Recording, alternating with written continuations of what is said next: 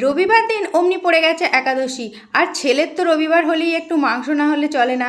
তাই ভাবলাম ছোলার ডালটা আজকে একটু অন্যরকমভাবে রান্না করি, আলু দিয়ে আর ঘুগনির মতো করেই রান্নাটা করব। তার জন্য এখানে ছোলার ডালটাকে আগে প্রেশার কুকারে দিয়ে লবণ হলুদ দিয়ে ভালো করে সেদ্ধ করে নিলাম। এদিকে আমি কড়াইয়ের মধ্যে সর্ষের তেল গরম করে আলুগুলোকে লবণ হলুদ দিয়ে খুব ভালো করে ভেজে তুলে নিয়েছি। এখানে খুব বেশি আলু আমি দিইনি, একটা আলুই দিয়েছি।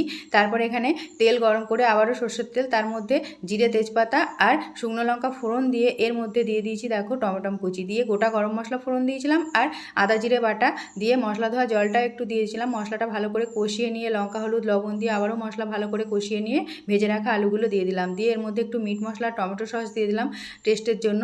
তারপরে আবারও ভালো করে কষিয়ে নিয়েছি আর 2 চামচি মতো চিনি দিয়েছিলাম। ছোলার ডাল মানে একটু চিনি তো দিতেই হবে বন্ধুরা। তারপরে দিয়ে আলু দিয়ে ভালো করে কষিয়ে নেবার পরে ছোলার ডালটা ঢেলে দিয়ে এর মধ্যে আমি দেখো নামানোর আগে সেদ্ধ হয়ে গেলে আলুগুলো বাটা গরম মশলা দিয়ে নামিয়ে দিলাম। টেস্টটা কিন্তু দারুণ হয়েছে।